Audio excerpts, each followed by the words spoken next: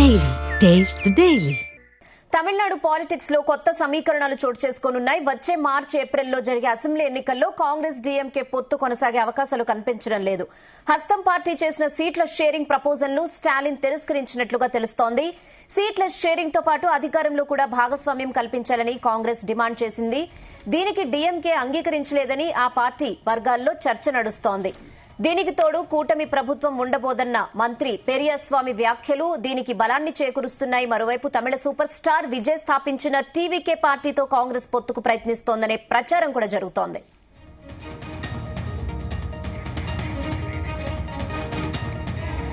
ఇదే విషయంపై మరిన్ని updates chief news coordinator Radhakrishna అందిస్తారు. ఎస్ రాధాకృష్ణ. రహనా, తమిళనాడులో రాజకీయాలు ఆసక్తికరంగా మారుతున్నాయి. ఎందుకంటే త్వరలోనే అతి కొద్ది రోజుల్లోనే అక్కడ అసెంబ్లీ ఎన్నికలు, సాధారణ ఎన్నికలు రాబోతున్నాయి. ఈ నేపథ్యంలో రాజకీయ పార్టీలు గెలిపే ధ్యేయంగా అన్ని వ్యూహాత్మక అడుగులు వేస్తున్నట్టు కనబడుతోంది. సో ఇప్పుడు ఎందుకంటే అన్నిటికన్నా మించి ఇప్పుడు అక్కడ ఉన్నటువంటి అధికార పార్టీకి సంబంధించి కాస్త ఆసక్తికరంగా అడుగులు వేయబోతోందా? ఎందుకంటే పొత్తుల విషయంలో ఇప్పటి వరకు ఉన్నట్టు నెక్స్ట్ గతంలో డిఎంకే కాంగ్రెస్ తో పొత్తు ఉండేది. సో ఇండియా కూటమిలో డిఎంకే చాలా అత్యంత కీలకంగా ప్రాధాన్య పార్టీగా ఉండేది. అలాంటి డిఎంకే ఇప్పుడు అక్కడ తమిళనాట నెక్స్ట్ జరగబోయే సాధారణ ఎన్నికల్లో, అసెంబ్లీ ఎన్నికల్లో ఒంటరిగానే ఎన్నికల బరిలో దిగాలనుకుంటుందా అనేది ఒక సందేహం, ఒక ప్రశ్న లేవనెత్తుతా ఉంది. దీనికి కారణం ఏంటంటే ఇటీవల సీట్ల పంపకం విషయంలో కొంత కాంగ్రెస్ తీరుపై డిఎంకే కొంత అసహనంగా, తీవ్ర అసంతృప్తిగా ఉన్నట్టుగా తెలుస్తోంది. అదే సందర్భంలో అక్కడ నెక్స్ట్ జరగబోయే ఎక్కడైతే అసెంబ్లీ ఎన్నికల్లో ఇక పొత్తు ఉండకుండా ఒంటరిగానే బరిలోకి దిగితే బాగుంటుందేమో అని చెప్పేసి ఒక ఆలోచనలో డిఎంకే ఉన్నట్టుంది. ఈ నేపథ్యంలో కాంగ్రెస్ కు పొత్తుకు దూరంగా ఉంటూనే ఈసారి ఎన్నికల బరిలో ఉండాలనుకుంటున్నట్టుగా తెలుస్తోంది. సో ఏదైతే కాంగ్రెస్ పార్టీ ఇచ్చినటువంటి సీట్స్ సంబంధించి షేరింగ్ ప్రపోజల్ ను స్టాలిన్ తిరస్కరించినట్టుగా తెలుస్తోంది.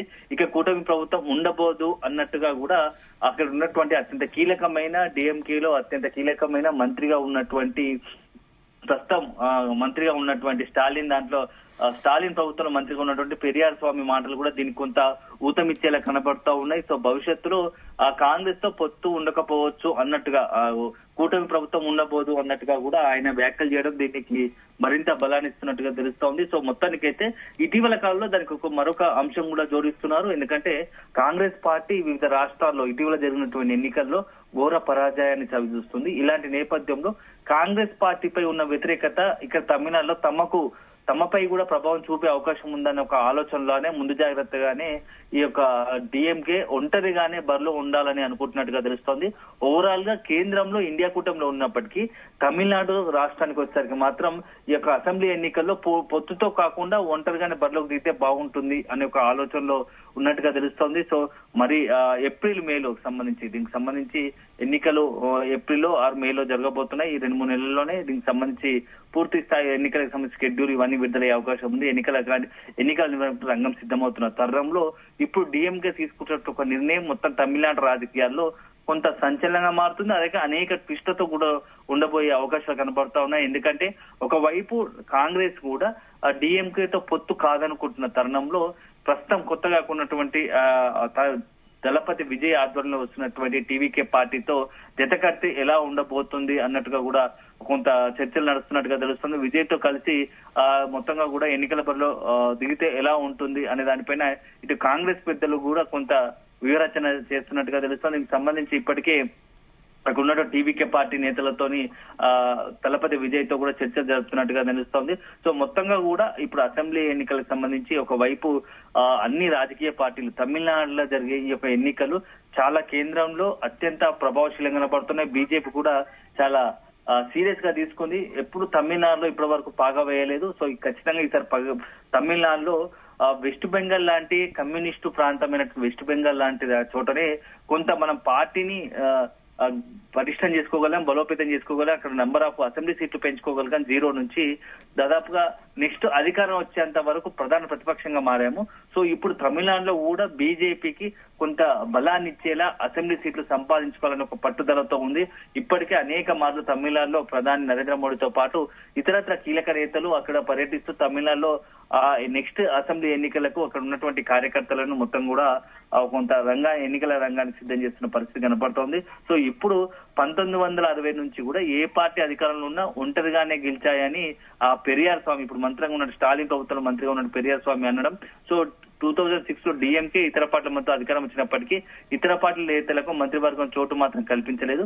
సో తమిళనాడుకు సంబంధించి మద్రాస్ రాష్ట్రంగా ఉన్న సమయంలోనే 1952 నుంచి 57 వరకు మాత్రమే కాంగ్రెస్ అధికారులు ఉంది. సో ఇప్పటి వరకు అది కూడా మెజార్టీ లేని కారణంగా అప్పుడే నాన్ కాంగ్రెస్ నేతలకు మంత్రి పదవులు దక్కాయి తప్ప ఇప్పటి వరకు ఎక్కడ కూడా ఈ సంకీర్ణ ప్రభుత్వం లేదని చెప్తున్న పెరియార్ మాటల్లో చూస్తా ఉంటే కాంగ్రెస్ తో ఇక దోస్తికి తమిళనాడులో టాటా చెప్పినట్టే మనం అర్థం చేసుకోవాల్సి వస్తుంది. సో మొత్తంగా కూడా ఈ నేపథ్యంలో రెండు పార్టీలు కలిసి పోటీ చేసిన కాంగ్రెస్ పార్టీకి ప్రభుత్వంలో భాగస్వామ్యం ఇవ్వడానికి డిఎంకే సిద్ధంగా లేదు.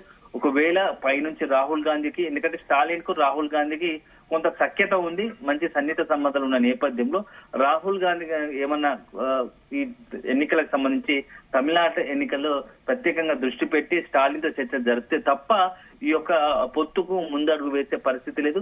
సో మొత్తంగా విజయ స్థాపించే టీవీకేతోనే కాంగ్రెస్ పార్టీకి పొత్తుకు ప్రయత్నిస్తుందనే ఒక చర్చ బాగా జరుగుతోంది.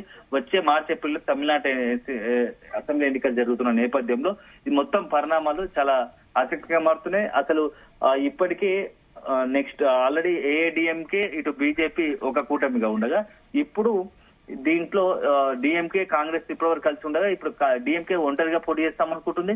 మరోవైపు టీవీకే దళపతి విజయ్ అతను టీవీకే పార్టీ కూడా మొత్తంగా కూడా కొత్తగా పార్టీ అవతరించడంతో కాంగ్రెస్ తోని చర్చలు జరిపి కాంగ్రెస్ తో పొత్తు పెట్టుకుంటే కొంత ఎన్నికల్లో బరిలో ఉండాలనుకుంటుంది. సో చాలా తమిళనాడు ఎన్నికలు చాలా ఆసక్తికరంగా మారుతున్నాయి. భవిష్యత్తులో కేంద్ర మొత్తం కూడా దేశవ్యాప్తంగా కూడా తమిళనాడుకు సంబంధించి చాలా ఆసక్తి రేపుతున్నాయి. ఒకవైపు బీజేపీ అక్కడ ఉన్నటువంటి ఏఐడిఎంకే ఇటు పవన్ కళ్యాణ్ లాంటి వాళ్ళంతా సనాతన ధర్మం అనే ఒక ఎజెండాను సెట్ చేసి ఈసారి తమిళనాడు ఎన్నికల్లో పోవాలనుకుంటే దానికి పూర్తి విరుద్ధంగా ఇటు డిఎంకే పార్టీ వెళ్తా ఉంది. సో మొత్తంగా కూడా ఇటు విజయ్ పార్టీ, ఇటు డిఎంకే, ఏఐడిఎంకే, బీజేపీ, మొత్తం కాంగ్రెస్ పార్టీ మొత్తం కూడా ఈ యొక్క తమిళనాడు ఎన్నికల్లో ఒక హీట్ ను పెంచుతా ఉన్నాయి. సో ఏదేమైనా ఈ యొక్క జనవరి చివరిలో లేకుంటే ఫిబ్రవరి మొదటి వారంలోనే మొదటి 2 వారాలకు సంబంధించి ఈ పొత్తులకు ఎన్నికలకు సంబంధించి ఎవరు బరిలో ఉండబోతారు, ఏ అంటే కూటమిగా ఉండబోతున్నారో, ఏ పార్టీతో పొత్తులకు ఉండే అవకాశాలు అనేది స్పష్టంగా మనకు తెలిసే అవకాశం కనబడుతోంది. సో మొత్తానికైతే ఈ యొక్క బీహార్ ఎన్నికల తర్వాత సౌత్ లో ముఖ్యంగా దక్షిణాదిన బీజేపీకి అత్యంత ప్రతిష్టాత్మకంగా తీసుకుంటుంది అని చెప్పవచ్చు తమిళనాట. ఎందుకంటే ఇప్పటి వరకు తెలంగాణలో కొంత సక్సెస్ అయ్యారు, సో ఆంధ్రాలో సక్సెస్ అయ్యారు, కూటమి పరంగా అధికారంలో వచ్చిన పరిస్థితి ఉంది. కాబట్టి తమిళనాడులో ఎట్టి పరిస్థితుల్లో అయినా ఈసారి కనీసం అంటే అధికారంలో రాకపోయినా దాంట్లో మెజార్టీ అసెంబ్లీ సీట్లు గెలవడమే ధ్యేయంగా కూడా కొంత ఇప్పటికీ అక్కడ ఎప్పటి నుంచో నెలల తరబడి నుంచి బీజేపీ ఆర్ఎస్ఎస్ దళాలు పనిచేస్తున్నట్టుగా తెలుస్తా ఉన్నాయి. సో మొత్తంగా రాబోయే ఎన్నికలు తమిళనాడు అసెంబ్లీలో చాలా ఆసక్తిగా మారుతున్నాయి. తమిళనాడులో మొత్తం మార్పు కోరుకుంటున్నారు, తమదే అధికారం అని చెప్పేసి కొత్తగా పార్టీ పెట్టిన దళపతి విజయ్ చెప్తా ఉంటే ఈ ఎవ్వరిని నమ్మరు. స్టాలిన్ ఆధ్వర్యంలోని ప్రభుత్వం మళ్ళీ రాబోతుందని చెప్పేసి డిఎంకే చెప్తా ఉంది. మరోవైపు ఏఎంకే, డిఎంకే, బీజేపీ 2 పార్టీలు ఇక తమదే అధికారం రాబోతుంది.